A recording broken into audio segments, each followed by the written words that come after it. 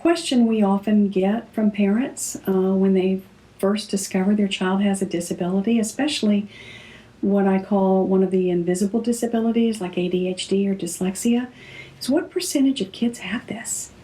And that's a really great question. We know that 1 in 4 students has something going on that impacts their learning.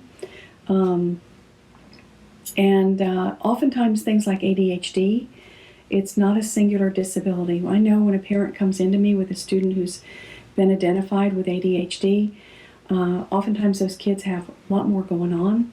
That's why I often refer my parents out for private testing, and I don't recommend that they have the school do the testing because I want to get to the bottom of everything that child might have going on. It's very common for me to see a child with attention deficit hyperactivity disorder, ADHD, and there are several forms of ADHD, and each one looks quite different.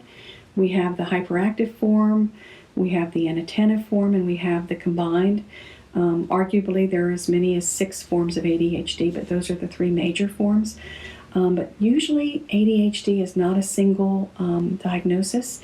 It's usually comorbid with something like oppositional defiant disorder or dyslexia, anxiety disorder, or many other things that we find when we actually do the testing. And that's what enables us to get the right IEP, the proper matchup, is understanding all of these disabilities that may be going on in this child.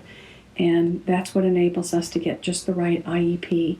And once we get that in place, that's what enables us to get the school to follow that IEP and actually get that child to make the appropriate progress that they're capable of making in the regular education setting.